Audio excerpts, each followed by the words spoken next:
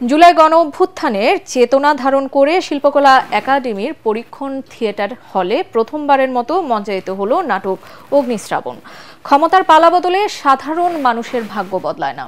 স্বৈরশাসকের পতনের পর আরেক শাসক আসে, কিন্তু নিপীড়ন, ক্ষোভ ও দীর্ঘশ্বাস সমাজ থেকে দূর হয় না। ইতিহাসের এই নির্মম পুনরাবৃত্তির বিপরীতে দাঁড়ানো এক সাহসী কণ্ঠস্বরই এই প্রযোজনার মূল প্রতিপাদ্য। ইলিয়াস নবী ফয়সালের রচনা ও নির্দেশনায় নাটকটিতে কাজ করেছে ভৈরবীর গীতরঙ্গ দলের প্রায় অর্ধশত নাট্যকর্মী। ভৈরবী গীতরঙ্গ দলের পরিবেশনা অগ্নিশ্রাবণে আপনাদের সকলকে আমন্ত্রণ জানাচ্ছি।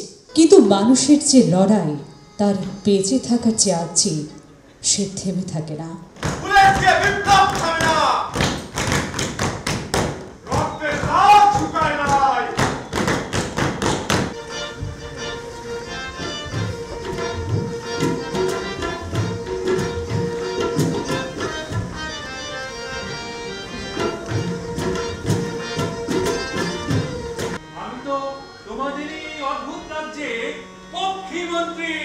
শোনো, রাজাকে আমরা প্রসন্ন করতে পারবো তো না?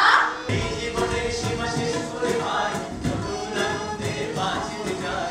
এই জীবনের সীমা শেষ করে ভাই, নতুন আনন্দে বাঁচতে যাই। তোমার রাজা আমার রাজা, মানুষ রাজা মানুষ রাজা, তোমার রাজা আমার রাজা, মানুষ রাজা মানুষ রাজা। জুলাই গণঅভ্যুত্থানকে মূলত তুলে ধরার চেষ্টা করেছি। আমরা চেষ্টা করি যে কোনো আন্দোলনকে আসলে সবসময় মানুষের মনে রাখার জন্য। আমরা যে কোনো ইতিহাস যেন কোনোভাবে না ভুলে যাই। 47-এর গণঅভ্যুত্থান থেকে শুরু করে বর্তমানে 52, 71 সব কিছুকে তুলে আনার চেষ্টা করেছি।